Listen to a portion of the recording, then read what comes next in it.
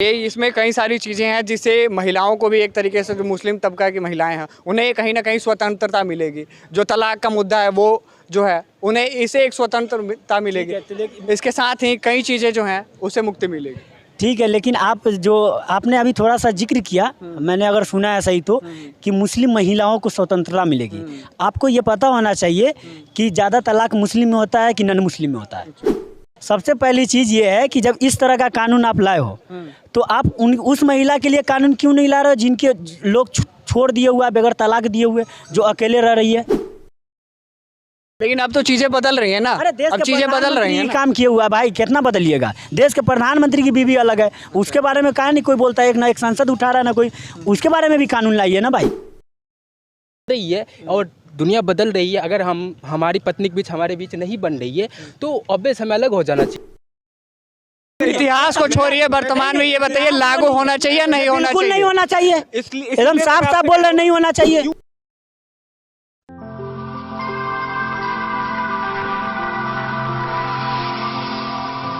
नमस्कार, आप देख रहे हैं फेडरल भारत और इस वक्त हमारी मौजूदगी है नोएडा में। लोगों से बातचीत करेंगे देश के अभी सबसे चर्चित मुद्दे पे, यूनिफॉर्म सिविल कोड। लोगों की क्या राय है, क्योंकि देश में अभी लगातार एक के बाद इस पे जो राजनीतिक पार्टियां हैं वो अपने अपने बयान दे रहे हैं। हालांकि अभी ये लागू नहीं हुआ देश में, लेकिन लोगों के अपने अपने विचार जानी जा रही हैं। इसी को लेकर आज हम खास बातचीत करने वाले हैं और लोगों के इस पर राय जाने। यूनिफॉर्म सिविल कोड लागू होने से क्या किसी विशेष जाति को दिक्कत है या फिर लागू होना चाहिए?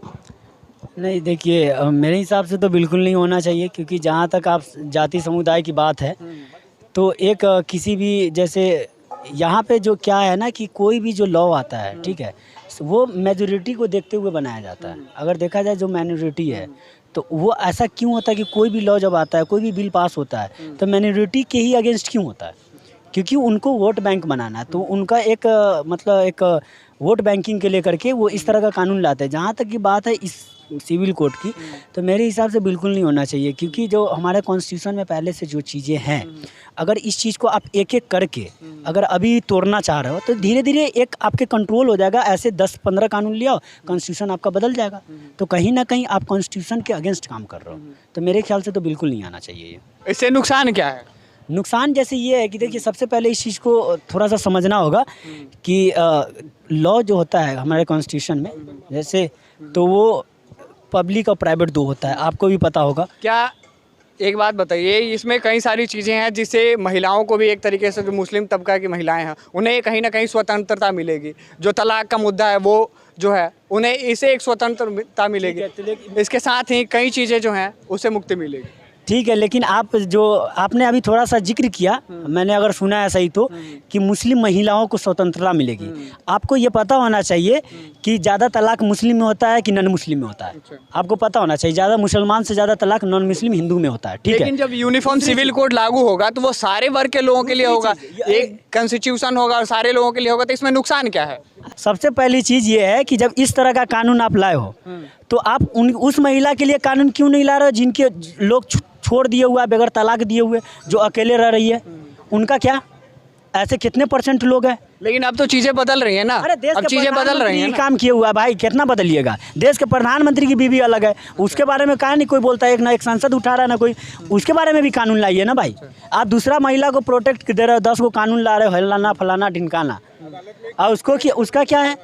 उसके बारे में उस पर आपकी क्या राय है? इन्होंने कहा कि किस धर्म में सबसे ज़्यादा क्या कहते हैं तलाक होती है, तो सबसे पहले मैं आपको बताना चाहूँगा कि हिंदू धर्म में तलाक नाम की चीज़ थी ही नहीं। तलाक वर्ड जो आई है ये आई है फ़ारसी से या फिर पुर्तगाल वर्ड से आई है। तो तलाक नाम की चीज़ हमारे धर्म में थी ही नहीं। हमने आपके धर्म से या फिर मैं वेस्टर्न कल्चर से अडॉप्ट किया हूँ। तलाक नाम की चीज़ हमारे में थी नहीं, तो हमने अडॉप्ट किया, हो रही है और दुनिया बदल रही है। अगर हमारी पत्नी के बीच हमारे बीच नहीं बन रही है तो ऑब्वियस हमें अलग हो जाना चाहिए। दो ज़िंदगी ख़राब करने से अच्छा है कि मैं तलाक लेके अलग कर लूँ और अपनी। नहीं, इनसे पूछिए, तलाक नाम का जब शब्द नहीं था तो क्या है, मतलब वो किस तरह से, क्या प्रोसेस है? तलाक मान के चलिए, थोड़ा सा हम एग्जांपल देते हैं। जैसे आपकी कोई बहन है, पर्सनल नहीं होइएगा, एग्जांपल दे रहे हैं, अगर उसके साथ बहुत अत्याचार हो रहा है, ठीक है, तो आप क्या कहिएगा कि रहिए, उन्हीं के साथ रहिए, क्योंकि तलाक नाम का शब्द नहीं है हमारे धर्म में। इसका क्या है? मैं वही कहा कि मैंने अडॉप्ट किया, मैं बदला खुद को। उसके लिए कोर्ट प्रोसीजर है ना, उसके लिए कोर्ट प्रोसीजर है। हमने खुद को बदला, अब हम क्या कहते हैं, तलाक ले रहे हैं, अलग हो रहे हैं। लेकिन ये पहले हमारे धर्म में ये नहीं था नियम, हम एक बार शादी हो गई तो बस ज़िंदगी गुजारनी है, ये पहले था। लेकिन हमने बदला खुद को। तो जब हम बदल सकते हैं, सिविल हम हो सकते हैं, तो आपको भी सिविल होना चाहिए, सिविल कोड को। इनको भाई साहब को लगता है कि हम ही काबिल है, हम ही बदल सकते हैं। दुनिया बदल रहा है भाई, हम कब कहे कि हम अटके हुए हैं? सब बदल रहा है। ये बात तलाक की नहीं है कि 3 तलाक बात नहीं है। तो इतनी आपत्ति क्यों? इतनी आपत्ति क्यों? आपत्ति इसीलिए है कि इस चीज़ को समझिए आपको ज़्यादा नॉलेज होगा कि जो लॉ है वो प्राइवेट और पब्लिक लॉ का अंतर आपको पता होना चाहिए। तो ये प्राइवेट लॉ में छेड़छाड़ किया जा रहा है। जैसे किसी भी कम्युनिटी के लिए जो चीज़ कॉन्स्टिट्यूशन में पहले से तय है, उसमें आप छेड़छाड़ करके किसी भी कम्युनिटी को डैमेज कर रहे हैं। उसको अपने तरीके से मेजोरिटी के अकॉर्डिंग आप उसको ढा रहे हो कि जैसे मेजोरिटी में लोग कर रहा है वैसे उस हिसाब से आपको चलना होगा। अब मेजोरिटी, मेरा सवाल है, मेजोरिटी क्यों नहीं हमारे चीज़ को अडॉप्ट कर सकता है? ऐसा कानून लाइए जो हम करते हैं। लेकिन देश में अन्य लोगों की राय है, आप क्या चाहते हैं? जैसे चल रहा है वैसे चले। जैसे अगर हमारे पास अधिकार है ड्रेस डिज़ायर का, मैं ये ड्रेस पहनूं तो मेरा हक है कि मैं पहन सकता हूं। आपके पास कोई अधिकार नहीं है कि पर्सनल जगह पे आपकी किसी भी एक पार्टिकुलर जगह पे ये चीज़ पहन के आना होगा तभी आप आ सकते, नहीं तो नहीं आ सकते। ये चीज़ नहीं हो सकता है। आपने कहा कि ड्रेस की बात करा, मैं बताना चाहूँगा यूनिफॉर्म सिविल कोड उनके लिए ला रहा है कि आपको मुसलमानों को क्या कि मैरिज लॉ अलग मिली है, मैरिज लॉ अलग मिली, हिंदू मैरिज लॉ एक्ट अलग है, सिखों के लिए अलग है। तो बस सिविल जब हम करेंगे तो ये सारे लॉ एक लॉ फॉलो करना पड़ेगा, हिंदू मुस्लिम सिख ईसाई। चाहे मैं आपसे एक सवाल पूछता हूँ, मैं आपसे आपका नाम जानना चाहता हूँ। नाम से क्या है? नाम बताइए। नहीं, नाम से धर्म मजहब के बारे में पता चलता है, इसलिए मैं नाम जानना चाहता हूँ। धर्म से अब देखिए प्रधानमंत्री का बयान दे रहे हैं, प्रधानमंत्री का बयान दे रहे हैं कि नाम से कपड़ा से पहचानेंगे। आपत्ति क्यों? नाम है मोहम्मद अरमान खान। ठीक है अरमान, पहले तो ये बताइए कि आपके धर्म में, आपके मजहब में किन चीज़ों की आज़ादी दी जाती है और किन चीज़ों के बारे में कहा जाता है कि नहीं करना चाहिए? देखिए सबसे पहली बात है कि जहाँ तक आप मुस्लिम धर्म को सुन के या किसी भी लोगों को सुन के या जज करने से ज़रूरत नहीं, इसको जानिए, पढ़िए, तब आपको समझ में आएगा। मैंने पढ़ा है, इसलिए इस्लाम धर्म में हर चीज़ का फ्रीडम है। ऐसा कुछ नहीं है कि जो चीज़ सही हो और उसमें रिस्ट्रिक्शन दिया गया। ठीक है, तो कोई ऐसा चीज़ नहीं है। ठीक है, हमें तो कोई आपत्ति मैं आपको एक बात बताता हूँ। इस्लाम जब इसकी शुरुआत हुई थी ना, तो ये कबीला था ना कि कोई धर्म या मजहब था। ठीक है, कबीला से शुरू हुआ। ये कबीला का मतलब क्या होता है वो आपको शायद ज़्यादा बेहतर पता हो, लेकिन मैं फिर भी बता देता हूँ ऑडियंस के सामने। मैं बता रहा हूँ किसी भी चीज़ का विस्तार करना। ठीक है, जैसे अगर मैं यहाँ पे खड़ा हूँ, मैं सोचूं कि मैं अपना धर्म बनाऊंगा, मैं अपना मजहब बनाऊंगा, तो मैं अपने साथ लोगों को ऐड करते हुए आगे बढ़ूँ और मैं लीडर बन जाऊँ। ठीक, तो मैं ऐसे ऐसे करके आगे की ओर बढ़ते गया। ये कबीला क्या बन गया? मजहब का रूप ले लिया। आप में ना शुक्र का जो दिन है, शुक्रवार का, उसे बहुत इंपॉर्टेंट माना जाता है। क्यों माना जाता है? कभी आपने इसके पीछे का साइंस देखा? कभी आपने इसके पीछे की संस्कृति देखी? मैं आपको स्टार्टिंग बता दिए तो ये भी बताइए। हाँ, तो मैं बिल्कुल क्योंकि आप गलत बोल रहे हैं, इसीलिए हम इसको करेक्शन। मैं गलत नहीं बता रहा हूँ, मैं आपको फैक्ट के साथ बता रहा हूँ। शुक्राचार्य गुरु हुआ करते थे सनातन धर्म में, जानते हैं आप? शुक्राचार्य नहीं समझेंगे क्योंकि आपको नहीं समझाया जाएगा, आपको नहीं समझाया जाएगा, आपको अपनी क्रोनोलॉजी खुद नहीं पता है। नहीं। अच्छा, ये मुद्दे से मत भटकिए, ये बताइए लागू होना चाहिए नहीं होना चाहिए? हम मुद्दे से अलग जा ही नहीं रहे। हम आपको बस मजहब के बारे में जानकारी दे रहे हैं। मेरी बात बुरी लग रही हो तो माफी चाहता हूँ, लेकिन ये बात फैक्ट है। अब आपको इससे प्रॉब्लम हो रही है, इसलिए चीजें बता रहा हूँ। शुक्राचार्य गुरु हुआ करते थे। शूर्पणखा के बारे में आप जानते होंगे, रावण की बहन हुआ करती थी। ठीक है, शूर्पणखा को सबसे पहले स्थान किसने दिया था? शुक्राचार्य ने दिया था, वेदों के मुताबिक। अब शुक्राचार्य के पास शूर्पणखा आए। अब कहा जाता है कि उसी शूर्पणखा के जो वंशज थे वही कबीला बनाए और वही जाकर के फिर इस्लाम की स्थापना करके आगे की ओर बढ़ते गए। फिर बाद में पैगंबर साहब आए। पैगंबर साहब की उत्पत्ति पहले तो नहीं हुई थी। कौन पैगंबर आए? मुझे क्या पता कौन से आप ही जब सब चीज बता रहे तो ये मुझे देखिए, आप जिस चीज को सबसे पहली चीज आप इस चीज को आपको लगता है, देखिए आपको नॉलेज का बहुत कमी है। मुझे कंप्लीट कर लेने दीजिए। शुक्राचार्य आपके गुरु थे, इसलिए शुक्रवार का जो आपका दिन है वो आपके लिए बेहद खास है क्योंकि शुक्राचार्य के नाम के साथ है। अब एक और चीज इसमें ऐड करूंगा। अटल बिहारी वाजपेयी को आप जानते होंगे, भारत के प्रधानमंत्री हुआ करते थे। उन्होंने देखा कि जब वो अफगानिस्तान के दौरे पर गए तो वहाँ पे एक होटल था, उसका नाम था कनिष्क। ठीक है, तो उन्होंने कहा कि यार अफगानिस्तान तो मुस्लिम देश है, यहाँ पे कनिष्क नाम का होटल क्यों है? तो वहाँ के जो दूत हुआ करते थे, राजदूत, उन्होंने बोला कि हमारे पूर्वज कनिष्क थे, इसलिए हमने इस जगह का नाम कनिष्क रखा है।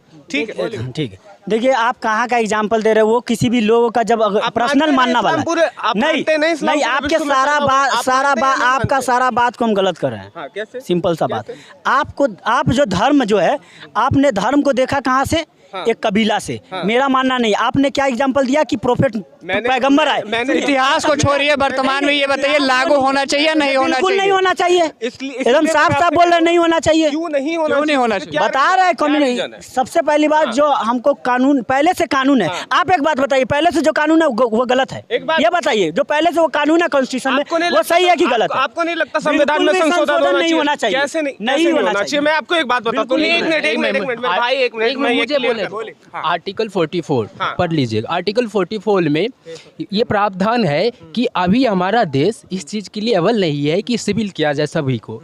जब सरकार को लगेगी कि ये हमारा जनता एक मतलब इस चीज़ को लेकर अव्वल है और इस चीज़ को लेकर तैयार है, तो हमारे देश को सिविल कोड मिलना चाहिए। भाई एक सवाल का जवाब प्रधानमंत्री से दिया नहीं जा रहा है, या इनको लगता है कि सिविल कोड प्रधानमंत्री को लगता है दिया जा रहा है? कहाँ लग रहा है कि सवाल जवाब नहीं दिया पा रहा है? अरे अभी तो अमेरिका में एक सवाल पूछा गया, उसका क्या नाम था, सबरीना सिद्दीकी, एक जवाब, अरे ओबामा नहीं भाई, थोड़ा सा अपडेट कीजिए। सबरीना सिद्दीकी जो सवाल की थी उसका जवाब तो प्रधानमंत्री के मुंह से नहीं निकलता है। आपको लगता है कि देश तैयार है इस चीज को क्या बोलिए? आप मुझे बताइए, जब यूनिफॉर्म सिविल कोड आएगा तो उसका कॉन्सेप्ट क्या होगा? आप मुझे बताइए, इनसे पूछे क्या कॉन्सेप्ट होगा? ये मैं ये सरकार से भी कहना चाहूँगा कि आप सबको पता होगा जब किसान कानून आया था तो किसान मोदी जी ने क्या कहा था कि हम समझा नहीं पाए। तो ये भाई सही कहा कि पहले एक ड्राफ्ट तैयार करना चाहिए और जनता के बीच और विपक्ष के बीच रखना चाहिए कि क्या वो प्रावधान रखना चाहते हैं सिविल कोड में।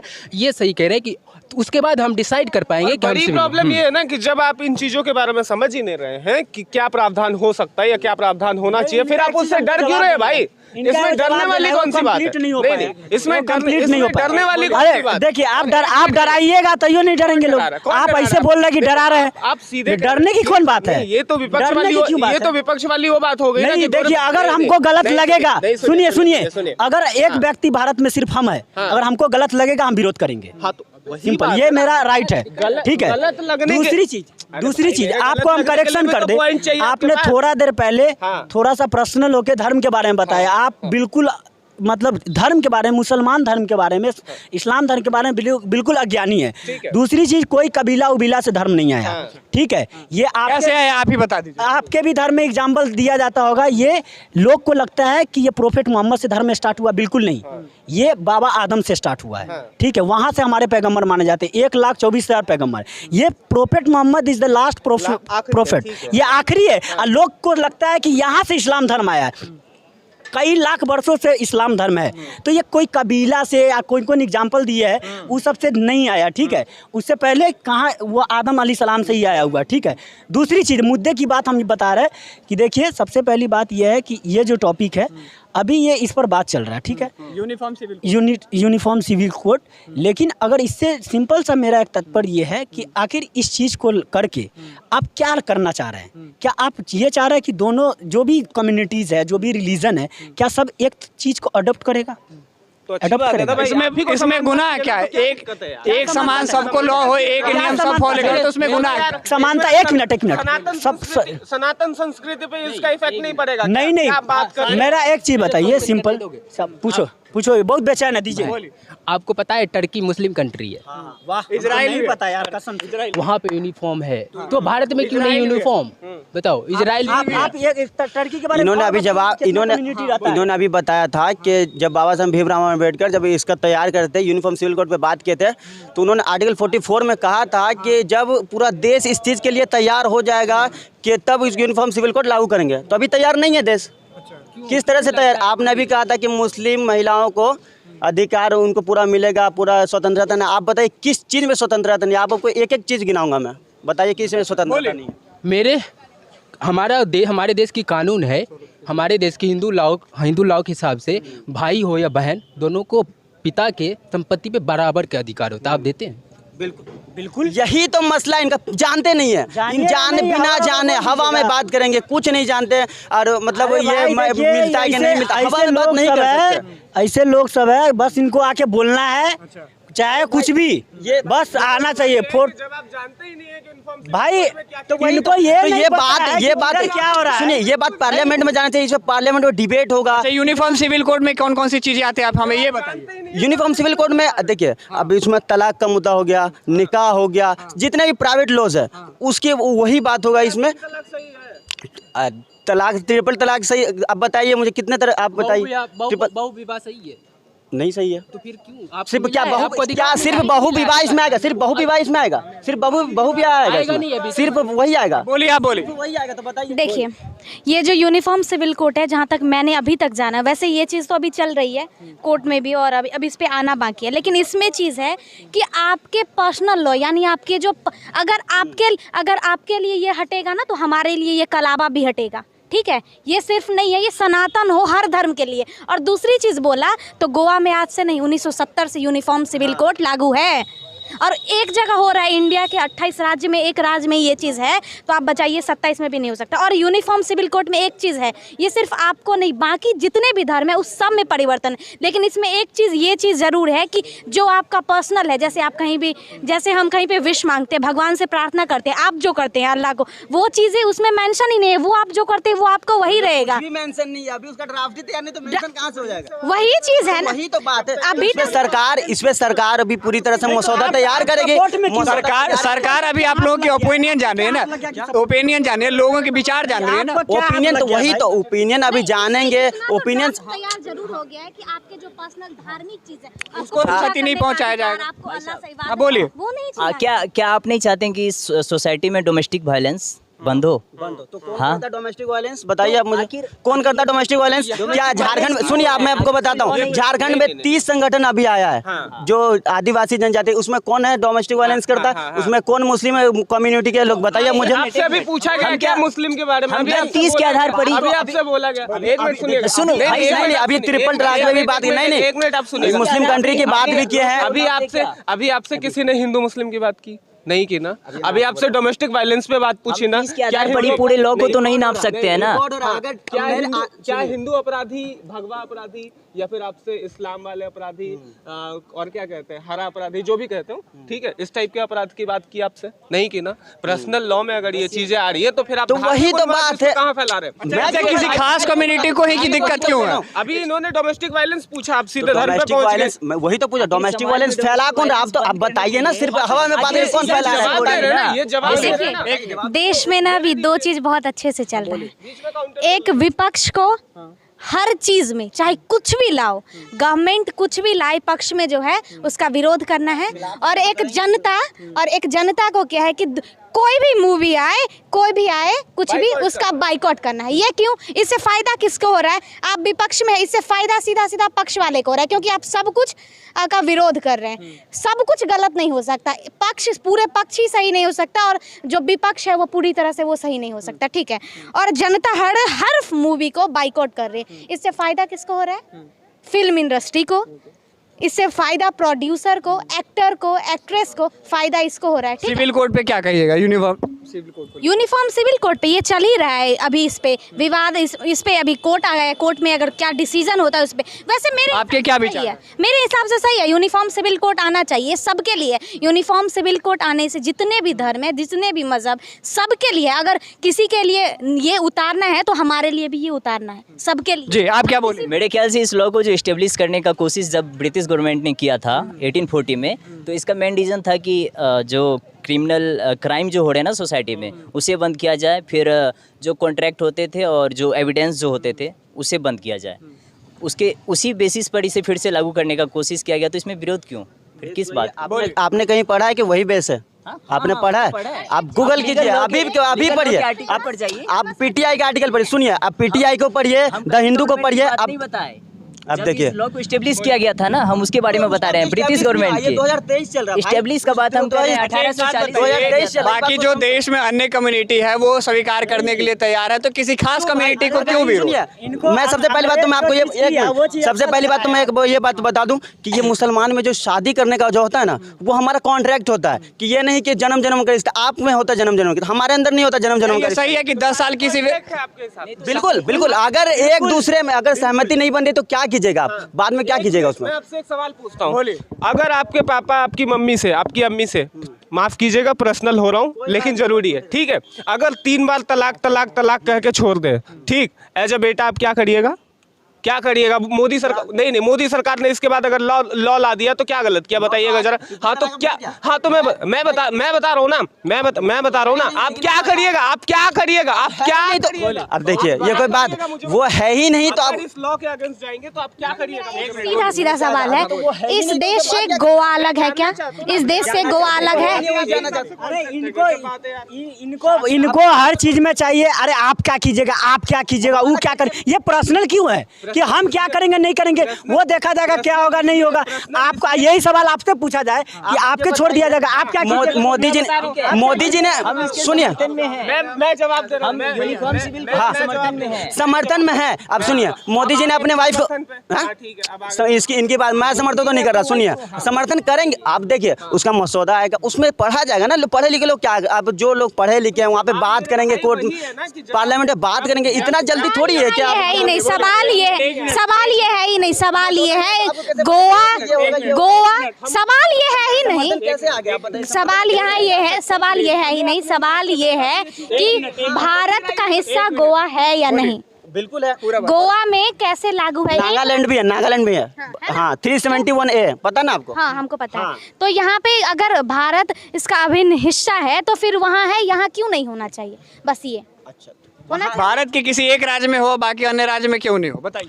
अब ये कोई अब वहाँ, अब देखिए वही तो बात है, पूरा एक लॉजिक बता रहे हैं हम आपको, वही तो आप सुनिए।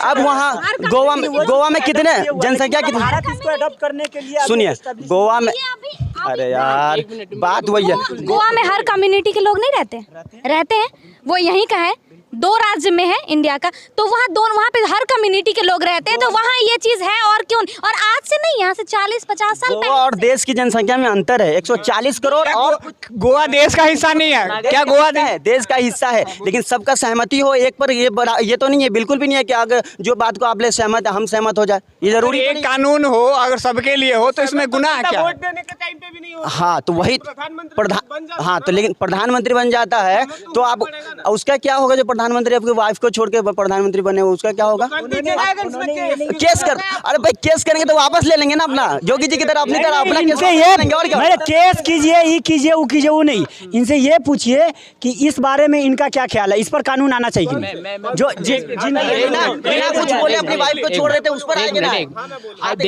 देश में जो कानून है, मुसलमानों के लिए अलग कानून है, मैरिज लॉ को, हिंदुओं के लिए अलग है, सिखों के लिए अलग, क्या लगता है आपको ये सही है? सिंपल से आंसर दीजिए आप, सही है? नहीं देखिए आप, मेरे ख्याल से तो सही है, क्योंकि कॉन्स्टिट्यूशन में ये चीज़, पहले मेरा कॉन्स्टिट्यूशन इस चीज़ को अलाउ कर रहा है, तो मेरे हिसाब से सही है। मैं भारत के नागरिक, आप भारत के नागरिक, आपके लिए कानून अलग, मेरे लिए क्यों अलग? पर्सनल लॉ का, पर्सनल लॉ अलग है, अलग क्यों? कैसा बात कर रहे हो यार तुम बोलोगे कि हम भारत में, ये भारत में, तुम भी ये जरूर जाति के आधार पर जरूर। एक मिनट एक बात बताओ, आप कौन हो? आप हिंदू हो? आप हिंदू हो? आप हिंदू हो? आप हिंदू हो? मैं एक बात पूछना चाह रहा हूँ, मैं सिंपली एक बात पूछना, मोदी गवर्नमेंट कितने साल से इंडिया में है? 9 साल से पूरे हो गए।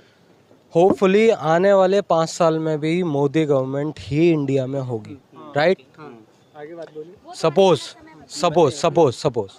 अगर ये भाई मेरा मुसलमान है, सपोज इस टाइम पर आप एक मान लीजिए कि आप मुद्दे पे आइए भैया, डायरेक्ट मुद्दे पे। मेरी बात सुनिए, पहले बात सुनोगे तब मुद्दे पे आ पाओगे। आप हिंदू हो, मैं मुसलमान हूँ, ये सिख है, ये ईसाई है, एक घर में 4 भाई हैं, अगर आप सिर्फ और सिर्फ एक भाई को, एक लड़के को प्रायोरिटी दे रहे हो, तो क्या बाकी बचे हुए 3 भाई गुस्सा नहीं करेंगे? उनके अंदर एक जलापन या किसी तरीके का विषेद नहीं आएगा ना? तो क्या आपको क्या लगता है 2024 में अगर मोदी जीत जाते हैं? यहाँ चुनाव की बात नहीं, यूनिफॉर्म सिविल कोड की बात हो। तीन भाई अगेंस्ट में कौन है और एक भाई कौन सा? ये यही आपकी, हाँ मैं ये कह रहा हूँ कि अगर मोदी जी अगर मोदी जी का ये कहना है कि अगर हिंदुओं को वो सपोर्ट कर रहे हैं, कौन कहता है? मोदी जी कौन कहता है? नहीं मोदी जी ये नहीं कह रहे, लेकिन मोदी जी आते हैं आरएसएस से, हाँ। राइट? तो आरएसएस क्या करता है? सरस्वती शिशु विद्या मंदिर पे हिंदू का भी बच्चा पढ़ सकता है, मुसलमान का भी बच्चा पढ़ सकता है, लेकिन पढ़ता तो नहीं है ना। लोग है क्या? पढ़ता है क्या? पढ़ता है क्या? पढ़ता है क्या? भाई साहब आप मेरी बात सुनिए, आप किस कास्ट से आते हो? ये मैं बताओ। ब्राह्मण हूँ। ब्राह्मण हो ना, मैं भी ब्राह्मण हाँ हूँ। ठीक है। ठीक है, आप ये बताइए कि आपने कभी आरएसएस करी है? नहीं करी है। नहीं करी है नहीं ना, करी है। तो आप नहीं बोल सकते। क्यों नहीं बोल सकते? मैं बोल सकता हूँ क्योंकि मैंने 4 साल आरएसएस करी है। हाँ ठीक है। मैं जानता हूँ ठीक कि है। वहाँ पर हाँ। मुस्लिम नहीं आते। तो ये मना थोड़ी ना किया गया, मना थोड़ी ना किया गया। मना नहीं किया है। विद्या मंदिर से पढ़ी हुई हूँ मैं, खुद सरस्वती विद्या मंदिर से 6th क्लास तक पढ़ी हूँ, और मैं जहाँ पढ़ती थी वहाँ पे बाकी धर्म के लोग, ये कोई बात ही नहीं। आप कैसे बात कर रहे हो? क्लियर कैसे मैं बताता हूँ। देखिए इन्होंने जो बात कहा बिल्कुल सही कहा। आप 6th क्लास तक आए हो, ठीक है? और इतनी भी छोटी नहीं थी। मैं ग्रेजुएशन तक आया हूँ, ठीक है? तो 6th क्लास और ग्रेजुएशन में एक बहुत बड़ा फर्क पड़ता है। 6th क्लास और ग्रेजुएशन में एक बहुत बड़ा फर्क है। एक मिनट, ठीक है? आप इससे पूछ लो, ठीक है? आप यूनिफॉर्म सिविल कोड पे बात कीजिए ना, मुद्दों से मत भटकिए। हम यूनिफॉर्म सिविल कोड पे ये कह सकते हैं कि यूनिफॉर्म का मतलब ही ये होता है, अगर आप एक स्कूल में कानून हो देश के प्रत्येक नागरिक के लिए गुनाह क्या है? ठीक है, सुनिए, अगर एक कानून है तो वो राष्ट्र हित में बिल्कुल सही है, ठीक है? राष्ट्र के हित की बात की जा रही है इसमें। देश का विकास होगा तो क्या ये विकास? बिल्कुल, हम उसके सपोर्ट में हैं, हम उसके सपोर्ट में हैं, लेकिन क्या हमारे बाकी भाई सभी सपोर्ट में हैं? हमें उनसे भी तो पूछना है। तो अभी उनकी राय ली जा रही है, निजीगत राय ली जा रही है। लागू तो मेरी बात सुनिए। मैंने आते ही आपसे ये बात पूछी, क्या आप हिंदू हैं? क्या आप हिंदू हैं? क्या आप हिंदू हैं? क्यों पूछा? इसमें जातिगत डिवाइडेशन क्यों? ये जरूरत ही नहीं है जातिगत डिवाइडेशन। जरूरत है। अगर आप घर में 4 लड़के हैं, आपके घर में 4 लड़की हैं, क्या भाजपा बंटवारा कर रही है? क्या भाजपा जातिवाद पे बंटवारा करके वोट ला रही है? आप सभी से सहमति लोगे कि अपने मन की करोगे, ये बताओ। अभी मन की कहाँ हो रही है? लोगों के तो विचार ही लिए जा रहे हैं ना अभी। हाँ, विचारों जब दे रहे हैं तो इतना खलबली क्यों हो रहा है? क्यों जबरदस्ती हम पे थोप रहे हो कि ये चीज सही है? दूसरी चीज, भाई ने जो चीज कहा है आप लोगों ने काउंटर किया है, मैं आंसर देता हूँ। इन्होंने काउंटर क्या किया था कि कैसे वो मान ले कि वो चीज, ये इन्होंने कहा कि वो गवर्नमेंट जो है अभी वो हिंदू के पक्ष में है, तो इन्होंने पूछा कि आपको कैसे? एक बात बताइए, इन्होंने देश के प्रधानमंत्री पे भी आरोप लगाया। देश का जो प्रधानमंत्री होता है किसी खास तबके के लिए होता है, ये पूरा देश के लिए आरोप लगा रहा है देश के प्रधानमंत्री। पहले थोड़ी है भाई कि देश के आरोप लगा रहे हैं।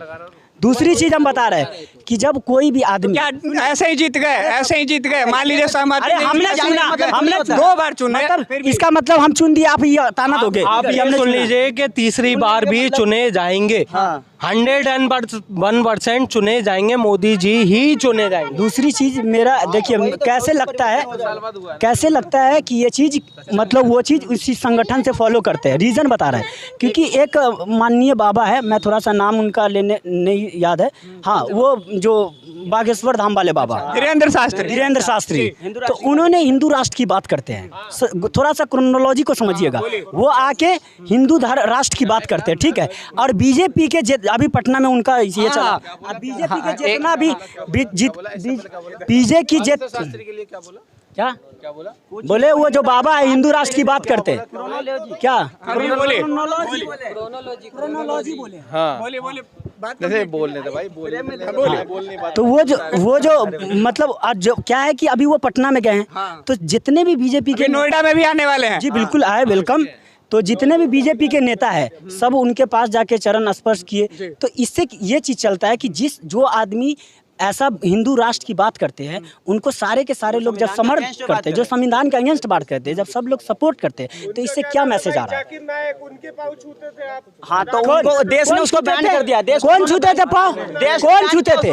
आप भी आरोप कैसे लगा सकते? नहीं, आप आरोप कैसे लगा सकते? नहीं, ये आरोप कैसे लगा सकते कि कोई बात, तो मुसलमान किसी का पैर नहीं छूता। एक बात आपको ये बता दें, पैर कभी किसी का नहीं छूता, सिर्फ सर झुकता है, वो भी अल्लाह के सामने, बाकी किसी के सामने बिल्कुल नहीं, किसी का नहीं, किसी का नहीं। नहीं नहीं कब किधर आप ऐसे हवा में बोल रहे हो, आप हवा में बोल रहे हो। अरे हमको हम कौन है जाकिर नायक, हम नहीं जानते। भारत में नहीं है, कहानी खत्म। आप नहीं जानते? अरे भारत में नहीं है, बात करने के लिए उसके बारे में जानना में नहीं है तो बात खत्म। भारत बैन कर दिया, नहीं भारत बैन कर दिया उसको। मुद्दे से भटकिए मत, मुद्दे से भटकिए मत, मुद्दे पे आइए। एक मिनट में बता रहा हूँ। फिर आसाराम बापू भी जेल में था, राम रहीम भी जेल में था, उस पर बात क्यों हो जाती है कभी? फेडरल भारत यूट्यूब चैनल को लाइक और सब्सक्राइब करें और बेल आइकन दबाकर लेटेस्ट अपडेट पाएं।